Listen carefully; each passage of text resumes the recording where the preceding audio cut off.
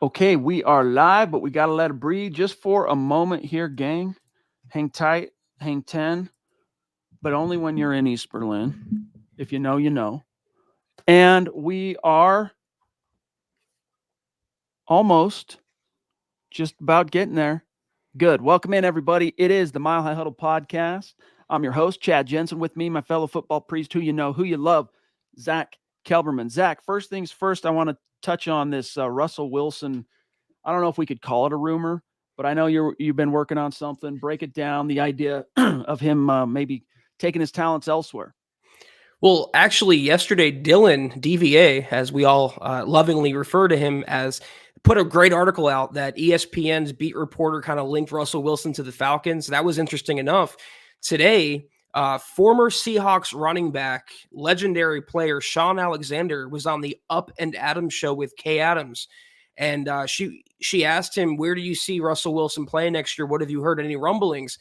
And I quote, I've been hearing maybe Atlanta. That's what I've been hearing, but I'm not sure. He did hedge that a little bit, but he went on to explain that Atlanta has a good tight end, good receivers, the line's okay.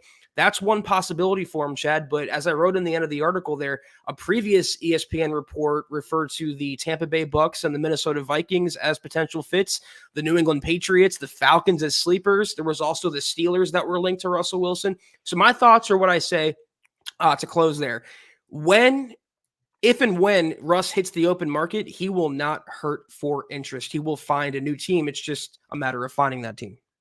And what kind of money, what kind of love is going to be out there for him. I'll be curious to see. I think it was in that same article that DVA wrote yesterday or the day before. But yeah, I'm pretty sure the ESPN projections, I mean, they have him coming in on like a 3-year, $36 million deal, which is like guaranteed. A far cry, obviously, from what he got in August of 2022. And if he did sign for that, it would be $12 million a year, but he does have offset language in his contract. So it would take a little bit of the monetary sting away from his release. The Broncos would still be on the hook for dead money, but that's the scuttlebutt right now, Chad. We're going to keep talking about it here tonight. Papa Bear, as he is known, David McElrath in the house with a very generous super to get us rolling tonight. Saying Buckham times 3 and good evening, Broncos country. Right back at you, big dog. We really appreciate you, especially this time of year, man. Every little super chat really, really helps for Zach and I. Yep. Sam Bam also jumping in. Much love and respect. Appreciate you, man. He says, what's up? Regardless of what rumors emerge, we have learned that George Paton keeps everything within solid and soundproof walls to make sure nothing gets out. So any supposed rumor is just clickbait, I believe. Go Broncos, #rumor season. So I think for the most part, you're probably right on, like, say, the Russell Wilson, scuttlebutt and whatnot, Sam. But we also titled around this episode, Zach, the Garrett Bolles scuttlebutt. And the interesting thing there is what gives it a little bit of veracity, or more so anyway. It came from James Palmer, of course, NFL Network. And here's what he said on a recent podcast. He said, what's really going to happen with this dead money is you're going to lose players on your roster. I don't know how they keep Garrett Bolles on this team. I know Garrett thinks that. You can't pay everybody on the offensive line. You're going to have this much dead money. This is under the assumption that they move on from Russ. So if Garrett Bolles believes he doesn't see a spot on the Broncos roster, for him, that's a little bit concerning. Now that's it though. It's just like, hey, what Palmer understands Bolles thinks might be happening, but that's still, Zach, many moves away from the Broncos either coming to him and saying, hey, let's extend you, right? Because there's a couple different options: extension, restructure, but a restructure in a contract year, very unlikely. So it's more like extension or release for Garrett Bolles. But that's definitely out there in the wind. It's a possibility. It's one of those things, Zach, where, and Lance had the article for us, did a great job explaining why it doesn't make very much sense to release Bolles. Like, you're better off trying to find a new contract for him and deferring some of that cap hit on down the road, because you go, oh, you've got all these different roster holes. Creating another one, Zach, is not going to help you fill any of the others. So, like, that's the big thing here, which is why I think he will be approached, as my educated guess, for an extension. That's exactly what I was going to say. If you trade or release Garrett Bowles, you're opening up, another roster priority, and you're making more work for yourself. You would have to find someone who's a. Can we agree that Garrett Bowles is a top 12 left tackle in the NFL? Never been the Yeah. biggest Bowles guy, but Yeah. pretty solid, above average left tackle. You would have to immediately find that guy outside the team because he's not on the roster. Cameron Fleming's on it, et cetera, et cetera. Yep. But I'm going to speak for Garrett here. Based on what we heard throughout the course of the season, I think a part of him wants to see what else is out there in terms of the NFL. I think he's tired of losing. He's tired of making the playoffs. He even sat at his locker, Chad, a few months ago before the winning streak and looked completely dejected. He said, I'm sick of going through this. And I can't say I blame him, but I think there's a part of him that wouldn't mind if he was traded, wouldn't mind if he was released based on what Palmer reported. I just don't think it would make the best sense for the Broncos to do that. Well, even if that's true, and he might not hate the idea of moving on and taking his talents elsewhere, as it were, careful what you wish for. And it's also worth mentioning too, he's a Utah guy. He's really known nothing but living in the Rocky Mountain region. Young family, LDS, meaning Mormon. It's not, I don't know. There are other considerations, I guess, is what I'm getting at. But Sam, pardon me, that's the Russ stuff, it's all just scuttlebutt. As far as where he may land, Zach did a good job both in the article and tonight listing all the different landing spot rumors that have floated around since the offseason began. But first things first, Zach, the Broncos got to come to the table and actually make the move, do what they're going to do to resolve the situation, whether it's releasing him, trading him, ain't going to happen, or, rekindling something, restructuring, very unlikely also. So it's release, probably what we're expecting still. Yeah, and I wrote the article and I let off with saying that his future is still as cloudy as it was at the end of the season. And Sean Payton said it's going to be a quick process and he won't drag it out. So I agree. The Broncos have to drop that domino before others can fall. But Sam, really quickly, I don't know if the clickbait thing was a shot at us. I'm sure it wasn't, but we got to do what we got to do. It's our job to report on these things, as minuscule and as irrelevant as it may seem. So until the Russ situation is resolved, just grin and bear it. That's all I can say. Everything's a clickbait of one form or another, everything. Even a classic ad that you would see, in a glossy magazine before the internet, that's clickbait. Click meaning like take them to where we monetize. How do we get them? We're selling men's cologne in the 90s. How do we get them to help us monetize, sell this thing? You got to bait them. So now it's called clickbait. Back in the day, headlines on magazines and newspapers, especially front page, it would always be a little bit more hyperbolic, a little more sensational, etc.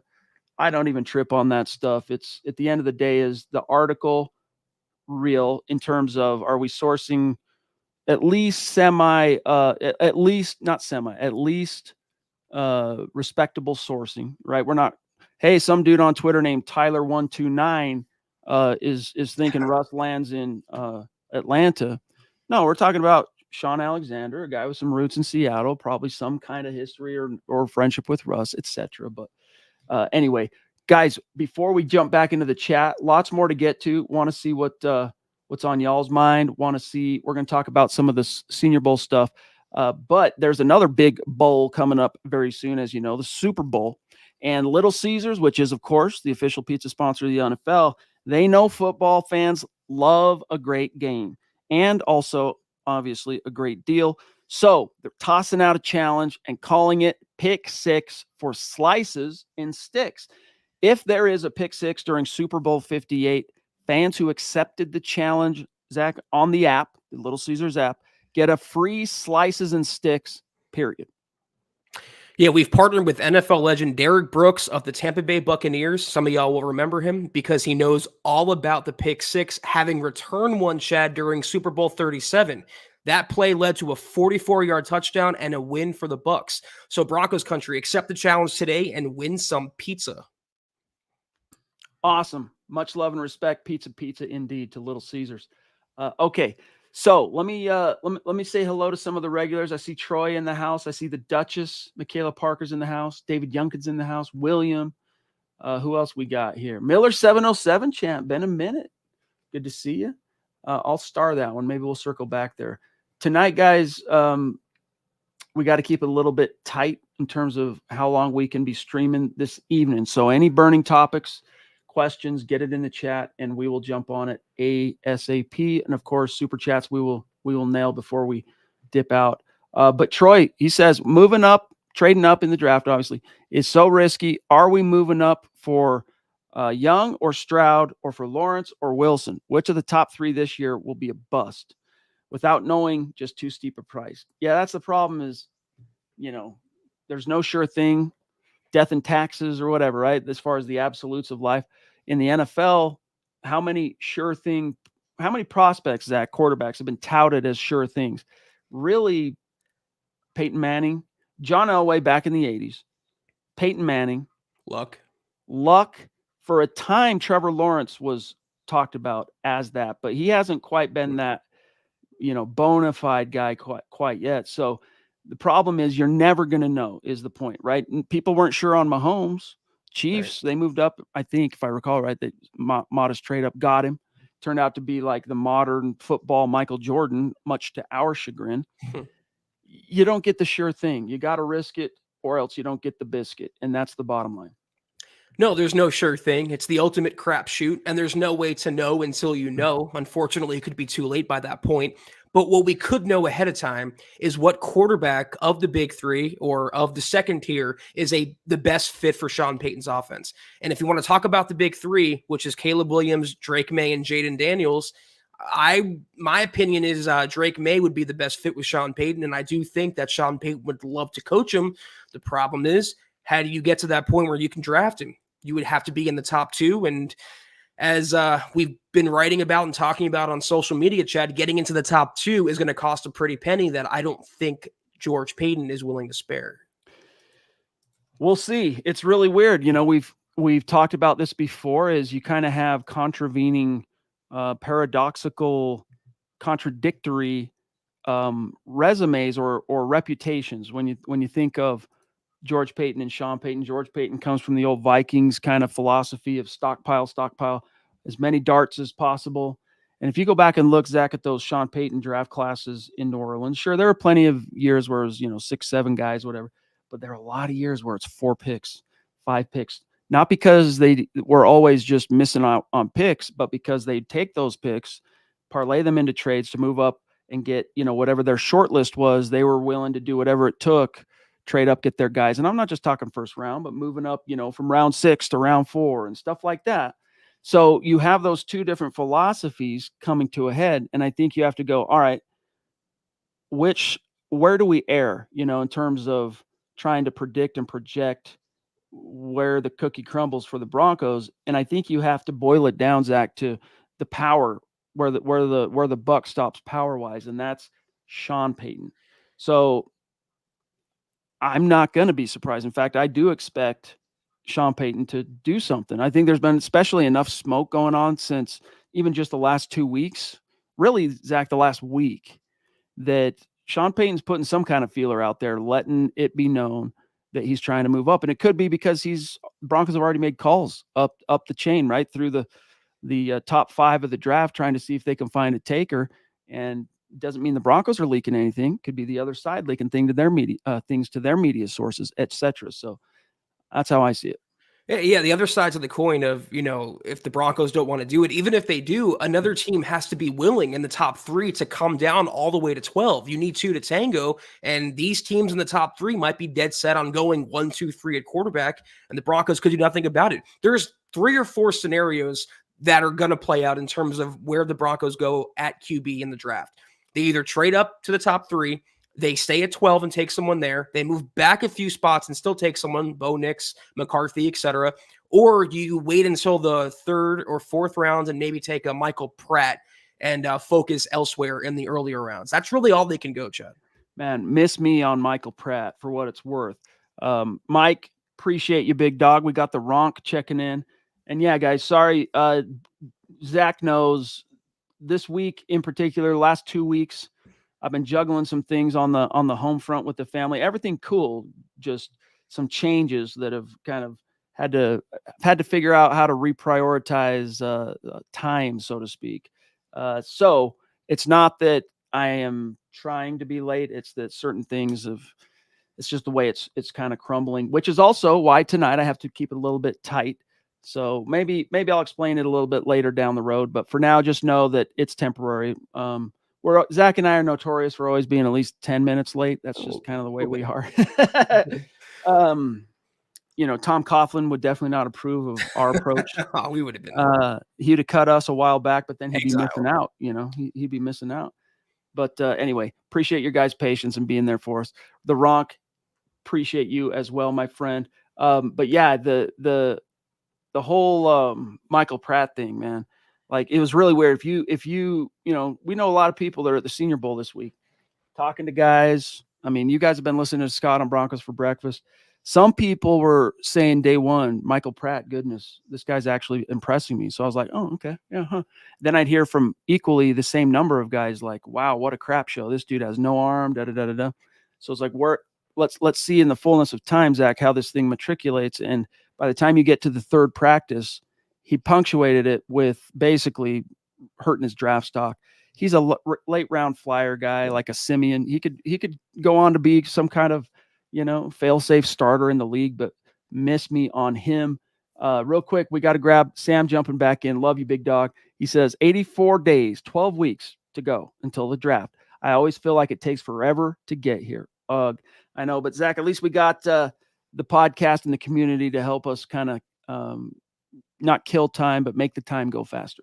Absolutely. And thank you, Sam, for your another generous contribution. And I'm with you, Chad, on Pratt. I see a lot of Jake Browning in him, whereas a pretty high-end backup and low-end starter, definitely not a long-term franchise quarterback and the ultimate last resort for the Broncos, I hope. Even though, he talked about having multiple interviews with Denver, they obviously have a level of interest. I just hope they make more of a splash at that position than Pratt.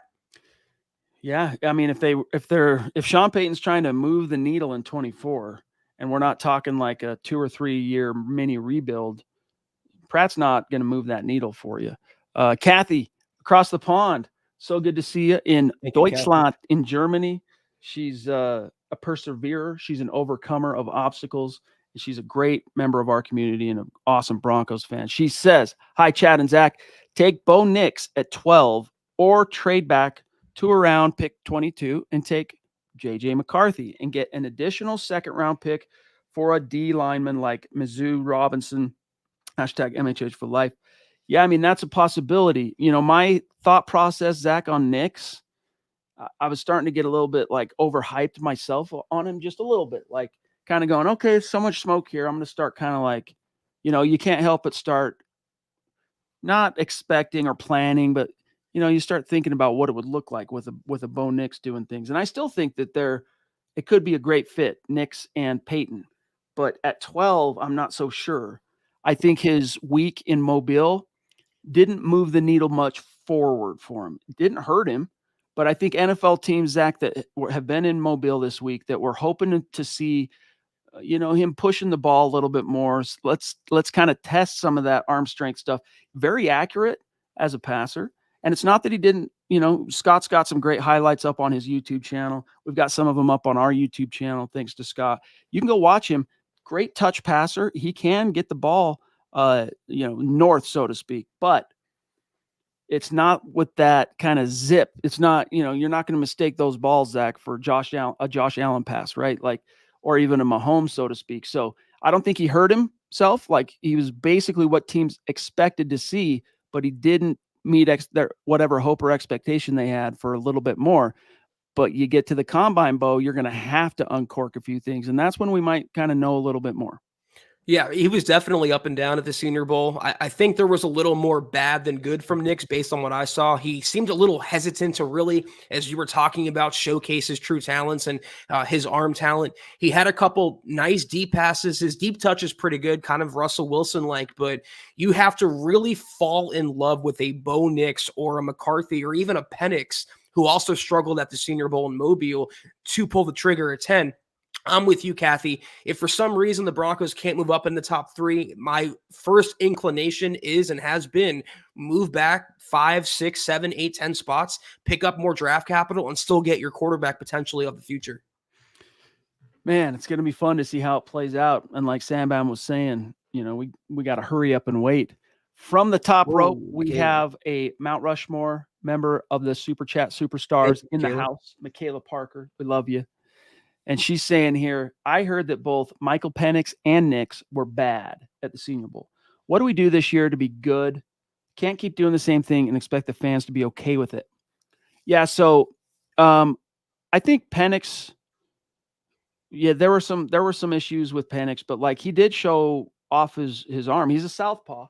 He did show some, I think, more impressive kind of arm talent, say, than Nix, but there were also some head scratching stuff with Penix this week. I don't know. Maybe you could argue, Zach, that Nick's stock is kind of in stasis, kind of static. Penix may be down a little, but there's still a long row left to hoe relative to the path to the draft for both these guys, and a lot can change.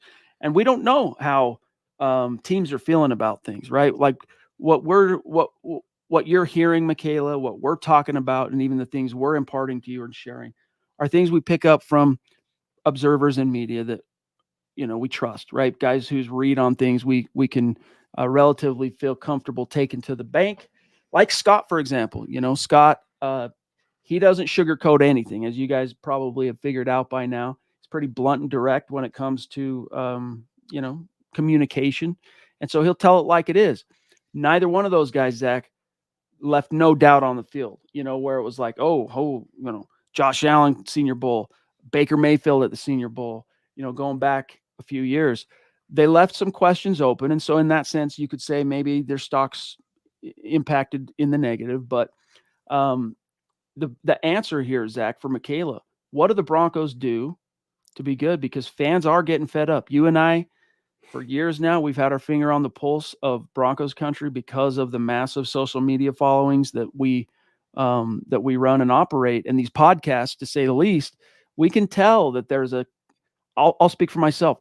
I've sensed a little bit of a sea change, as it were, for Broncos fans that are, right now, for example, Zach, a typical February 1st with quarterback questions for the Broncos in almost any typical year. Right now, there's 250 people live in the chat.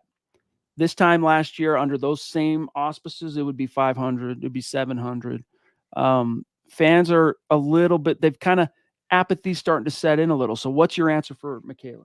I think you're right. There's a lot of Broncos fans out there like Michaela who'd rather focus on the Nuggets or the Avs or another successful sports franchise and not have their hearts broken by the Broncos year in and year out. And Michaela's right. They've been doing the same thing and gotten nowhere in the post-Peyton era. The one thing they can do to make it different and not go through another tough year, or at least have some upside for the future, is take a gamble on a quarterback. And we all have our preferences as to what quarterback we prefer in Denver. Obviously, we like one from the top 3, the big 3, but just take a chance on one of them. You're paying Sean Payton $18 million a year. He's one of the best offensive coaches of this generation. He needs to earn that money by developing a quarterback. And as long as they just swing for the fences, Chad, I don't care if they strike out. But what would bother me is if they bunt or if they take a walk or they don't swing at all.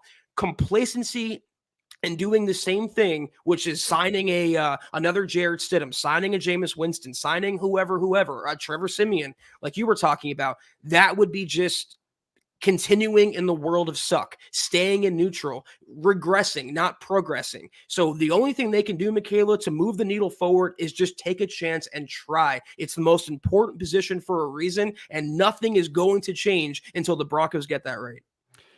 I mean, look, guys like Cecil Lammey, he's a dude, especially as it relates to the draft and his contacts in the scouting networks, both in media and the actual league and whatnot.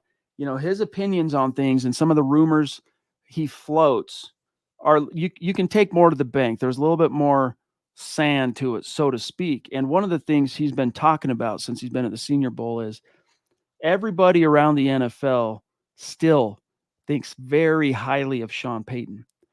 And they basically, the message is he's going to go hell bent for high water on getting himself a quarterback, because everyone knows and believes, just wait till he gets his quarterback. Once he gets his quarterback, it's off to the races. So to me, Zach, that's just one more little kind of breadcrumb on the trail to the draft, but it further kind of tips the scales for me toward, I am expecting some kind of bombastic move to get their guy. Now, whether or not that guy pans out and gives Michaela and all the fans a great year to be proud of, an exciting, productive, winning type of season, remains to be seen. But it does start with the quarterback. Without the quarterback, all the Von Millers and Patrick Surtains and Justin Simmons and Cortland Suttons in the world aren't going to move the needle. Sean Payton knows that.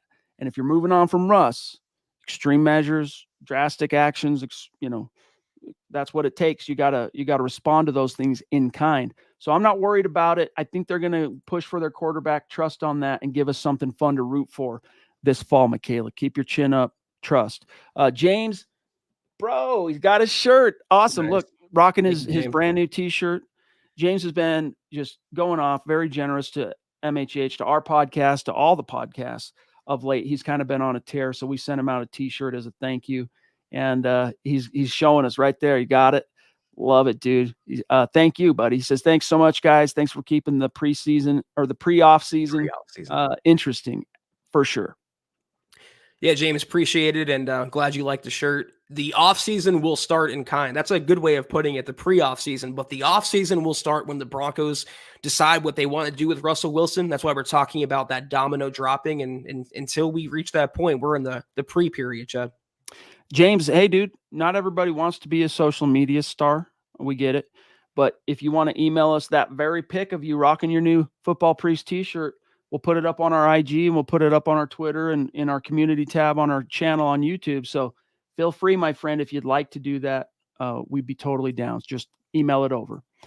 Sam Bam again, bro, going off the chain as he is wont to do. This is why he's near and dear to our hearts and crucial to our community. Love you, Sam. He says, if the Broncos don't go the draft route for a quarterback and go with an experienced quarterback, free agency or a trade, who's your first choice considering the draft capital and contract status? I can't see Jarrett Stidham being plan A. I can't either. I think that we could have risked the possibility, Zach. Could have been at risk had Sean Payton not exposed Jarrett Stidham in his scheme to NFL first team competition in those final two games. There would have been that chance he could delude himself into thinking, no, we got Stidham, let's kick the can down the road. After seeing that, he can't be. I mean, we're talking about an expert offensive guy. There's no way he's going, yeah, Stidham can be the guy. So I agree with you on that, Sam Bam. My answer here is Baker Mayfield. But the Baker Mayfield route would have to be accompanied or preceded actually by a few things. First of all, Russell Wilson as a post-June 1st cut. You take $85 million dead as a pre-June 1st cut. Turn that into, what is it, Zach, $36 million, I think, this year. Still bad. Still almost at the record, but not like doubling the record and then some. Okay, you do that, and then you got to quickly work to free up more cap space. You got to talk to Justin Simmons about an extension. You got to talk to Garrett Bolles about an extension or release him. All those guys that we've been discussing as, potential cap casualties / restructure guys. You got to get that done. Cut some of the guys aren't going to be factors next year, like Tim Patrick, that are making some money, as much as it might be painful. I'm just telling you some of the things that would have to happen. Not that I want them to happen. Then you could go out maybe and try and recruit a Baker Mayfield. There's a chance, Zach, he could command upwards of $30 million per year. Maybe not. We'll see. But he won't be $5 million a year like Jarrett Stidham. To me, that's the most ideal option if you're going the veteran route. And what do you do from there? Okay, so maybe you don't take a quarterback at 12 this year. You take a left tackle. You take an edge rusher. You're kind of moving forward with Baker as your short-term guy. If he fails to move the needle beyond like a playoff berth or et cetera, 2-3 years in, then you've kind of caught up relative to your draft stuff. Right now, they're still short. They only have 6 picks. They're missing a second rounder.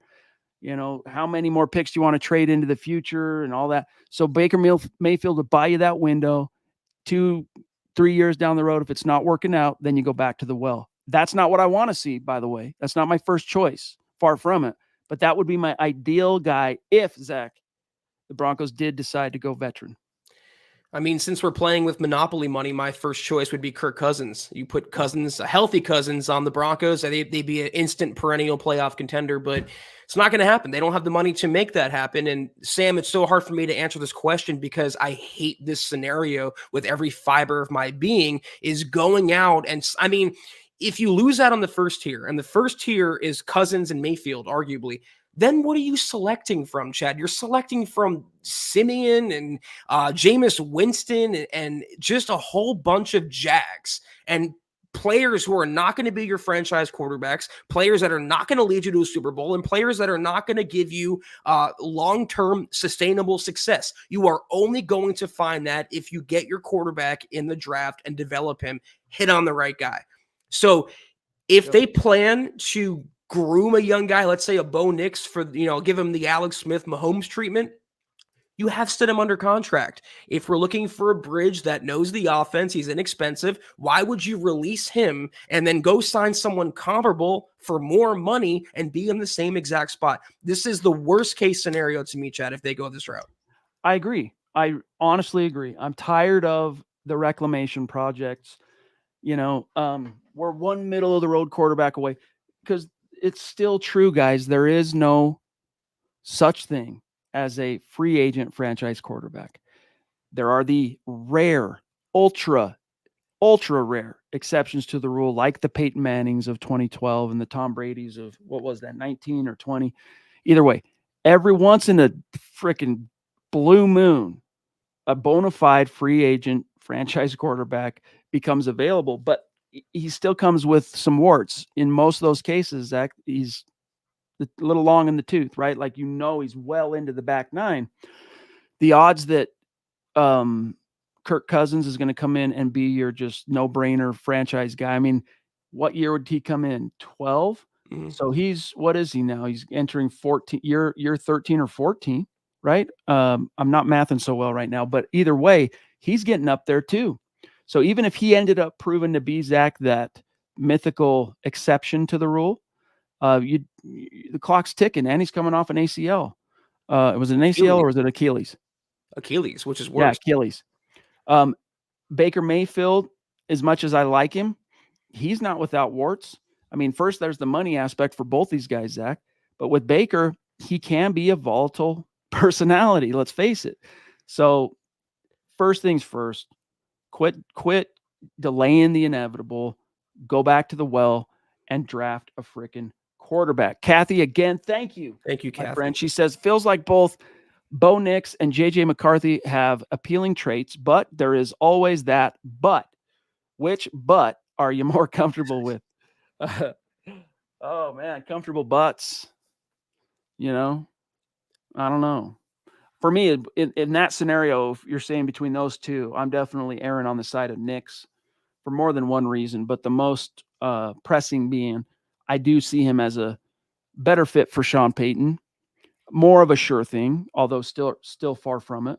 But Zach, let's also not forget, Nix, one of the most experienced signal callers to enter the draft in a long time, 5-year starter, 3 at Auburn, 2 at Oregon. So you get that kind of big sample size with which to, as a team, project what you could maybe expect from this cat, even as a young rookie, etc. I mean, young guy, rookie quarterback. So Nix for me, McCarthy, he could have a ceiling that by far outpaces Nix, but there's still, going back to her thing. Yeah, but his floor could be enormously low, like just way down there, like looking down off the Empire State Building. I like big butts, and I cannot lie, Chad. And the biggest butt, pause, let me rephrase that. The biggest question mark here is Bo Nix. And I want to gamble on that question mark because I want to gamble on the potential. I want to gamble on the ceiling. And his ceiling, no matter who you ask, is infinitely higher than McCarthy's. That's my opinion anyway. McCarthy is a high floor, is a Mac Jones type that you could maybe be a middling to above average team. I don't think you're going to win a Super Bowl with JJ McCarthy under center. Bo Nix, we don't know. I mean, he has a lower floor like you were talking about, Chad, but the franchise guys that you draft and develop and spend years putting work into, their ceilings are way up there. They're cathedral style ceilings. So to answer the question, it came down to those two. Give me Bo Nix. David jumping in with a super. Thank you, my friend. He says, let's slow down and take a breath. We have a long ways to go to be competitive. I don't know. It depends on what kind of glass, you're looking through, so to speak. Like, our buddy and colleague Nick Kendall, he's always going to take a little bit more of, and this is not a shot at Nick. He's more of a pragmatist. He's a little bit more of the glass half empty kind of guy. I think this morning I heard him talking about, there's an argument to be made, Zach, that the Broncos were a 6-win team that managed to win 8 games. I can't remember all of his logic, but because of some of the close, single score by the hair of their chinny chin chin type wins, the statistical outlier of how the defense was performing for that 6-game win streak, etc. But I think, Zach, there's an even bigger and more legit argument to be made that was a team that was a 9 or 10 win team that underperformed. Why did you lose to Jimmy Garoppolo and the Raiders in week 1? You could have beat them. I mean, obviously at the end there, you don't have Russ.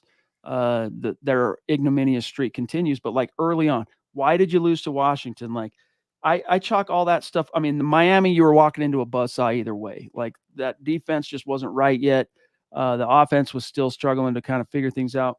But my point is, even you, Zach, win one of those games. Like, you should have at least won the Washington game. I mean, win that Washington game. You should have. We're talking about 9 wins. We're talking about a very possible different result in terms of how the season takes place or finishes out. So, look, this is a long-winded way. I'm kind of rambling a little bit here for you, David. Apologies. But this is me saying, could the Broncos still be a long ways off from being competitive? Is it possible? Yeah. I would be a lot more, Zach, inclined to agree with David if it was like a first-time head coach, if it was Vic Fangio was still running the roost, so to speak. But I do still have a lot of trust in Sean Payton. And some of the things I've heard from people that been at the Senior Bowl, I mean, I mentioned one of them from Cecil Lammey about the things, how well regarded Sean Payton. I think this thing is still trending in the right direction, although there are a lot more questions, Zach, in this offseason with Sean Payton at the helm than there were last. How about the Patriots game, too? I still can't shake that from my memory. That was the most egregious loss the Broncos had. But I think it's encouraging, and as tough as it is in the last 8 years to be optimistic, I'm going to look at it through this way.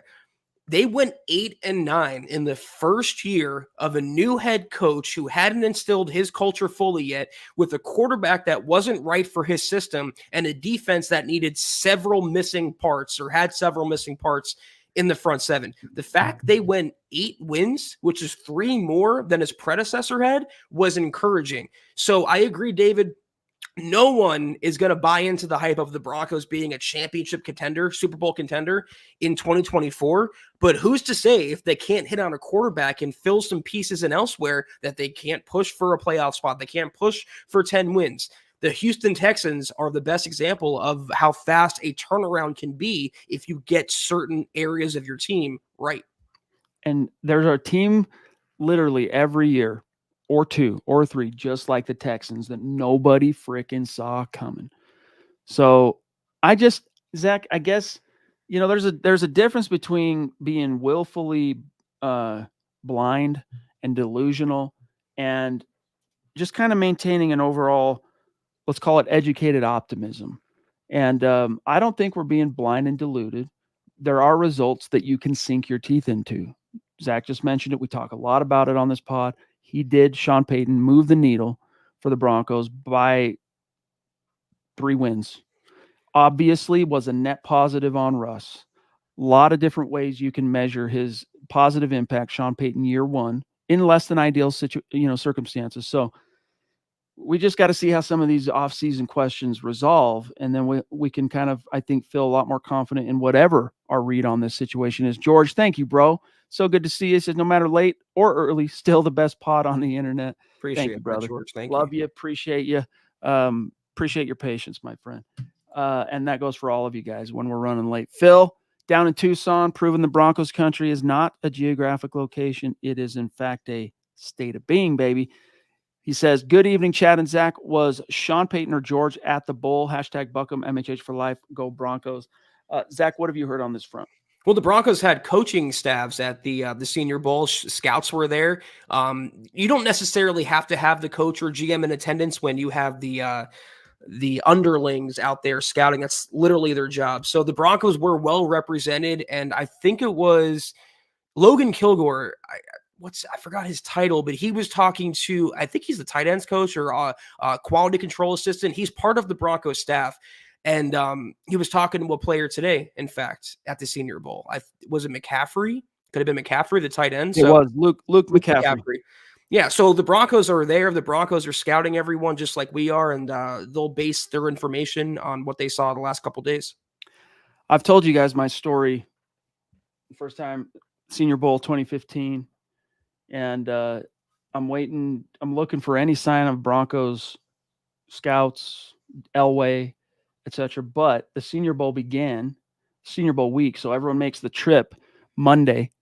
Gary Kubiak announced his head coach presser that same morning, okay? Monday morning.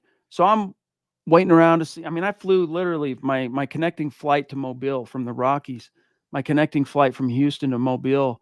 I flew on the way with the entire Kansas City Chiefs scouting department on the way. And that included, by the way, at the time, John Dorsey was their GM, sat right next to me across the little, it was like one of those smaller planes, two aisles, et cetera, small, 2 seats, one on one side, one on the other.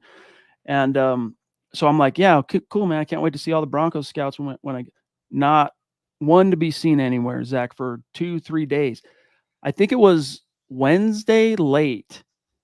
I'm sitting there on the first row of the stadium at about the 50, sitting next to a few of my colleagues. We're watching practice, and I'm like they've been hearing me complain all week, like, how come I'm not seeing any Broncos guys? I get it, Kubiak, but you'd think they'd at least have scouts here, because when these guys are out there, they're pretty clear, whether it's Combine, Zach, or, Senior Bowl or a Pro Day, they wear their team insignias so that prospects know they're legit. Didn't see any of them. So I just no sooner Zach got done complaining that I haven't seen anyone, where I turn like this to kind of stretch my back, and I look up. Is that the Duke? The steps, and it's like maybe 4 rows to go from being at the top, is a little clutch of guys, a little 3-4 people, and I go, yo, that's John Elway.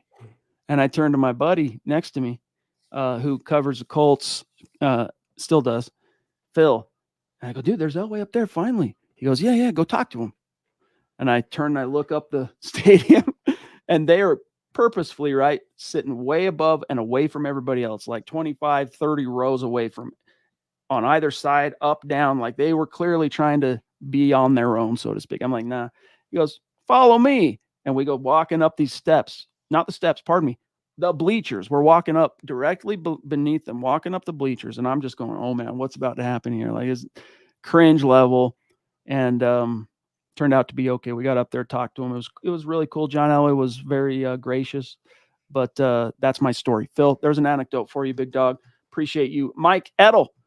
Good evening, gentlemen. What is the difference in cap impact if we keep Russ on the roster and make him compete for a job until someone wants to trade for him? Just curious what the hit difference would be. Go MHH. Very generous of you, Mike. Much love and respect. Zach, I'm going to pull up his contract real quick. And if you want to start kind of explaining things, I'll pull it up. I mean, his 2024 cap number, his salary is only $17 million. Okay. But his cap number is $35 million because of the bonuses and all that stuff. If you cut him before June 1st, $85 million dead.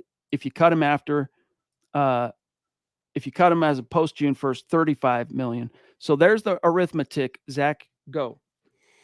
Yeah, it's $85 million in dead money they'll have to swallow. If they designate him a post June 1st cut, they can split it between 2 years. I think 37 would be the first year, and what would the remainder be? Whatever. I don't math very well, Chad, but it's a negligible difference, but it's in terms of what Sean Payton wants to do at the position.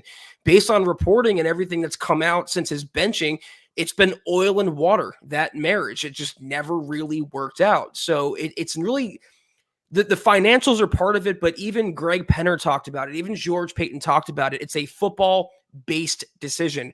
And yeah, they're going to keep the salary cap in mind, but ultimately Sean Payton wants to move on at quarterback. And what Sean Payton wants, Chad, Sean Payton's going to get. If Sean Payton believed there was any feasible way that he could get production out of Russ commensurate with his cost, it wouldn't even be an issue.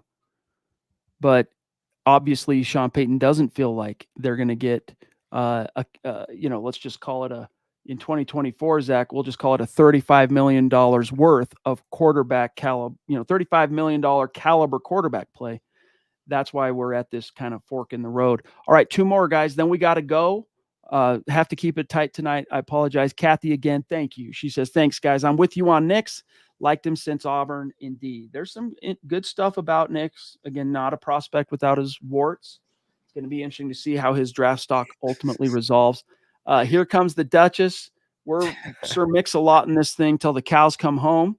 I love it. Thank you, Michaela. She says, too many butts. Butts all stink. I really, really want Drake May, the North Carolina quarterback.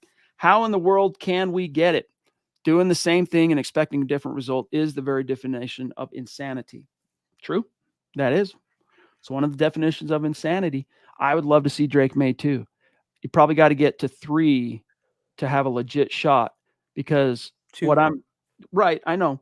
But I've seen a lot of mocks and just kind of hearing things coming out of the Senior Bowl. Jaden Daniels, there could be more. He could have more believers, let's say, than you think. Either way, to guarantee you get Drake May, 2. That's my point. If I'm going to trade up that high and mortgage the future again, I want to make sure I'm getting my guy. And the only way to do that, Michaela, I'm right there with you, but it would be an extreme, drastic measure. You're talking about a conversation that starts with 3 first-round picks, a smattering of second and third round picks, and maybe even Patrick Surtain included in that deal. It's going to cost the Broncos dearly, and that's why most people aren't on board with that, Chad, sacrificing so much capital, sacrificing a foundational player like Surtain.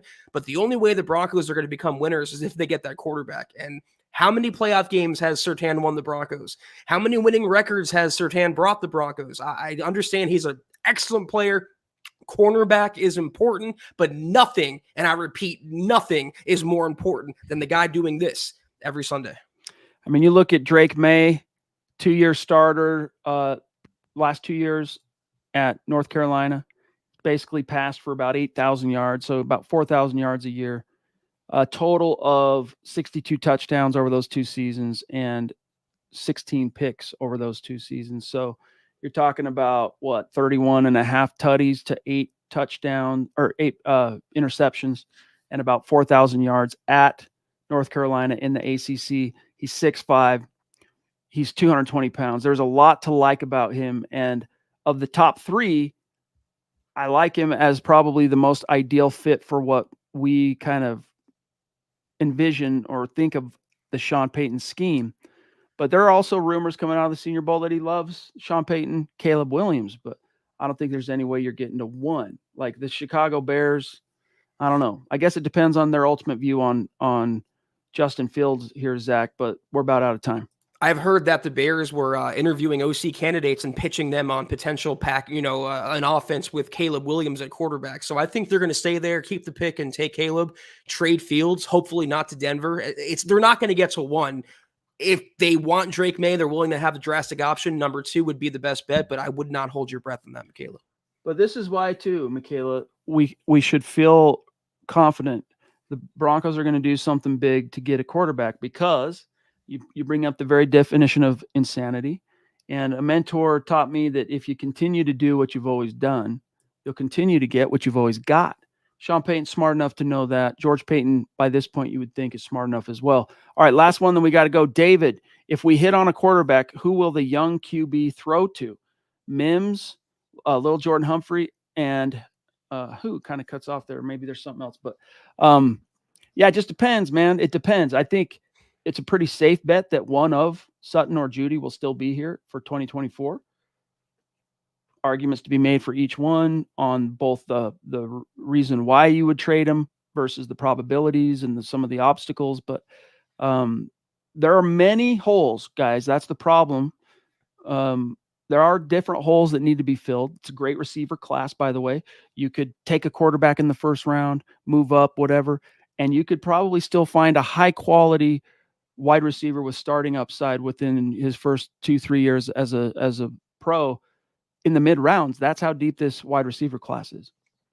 Yeah, I agree with you. They're probably going to keep, I would say Cortland Sutton over Jerry Jeudy. But if you hit on the quarterback, as CJ Stroud proved, it really doesn't matter who your receivers are because that quarterback makes everyone else around him better. I mean, the leading receivers in Houston were Tank Dell, Noah Brown, Nico Collins.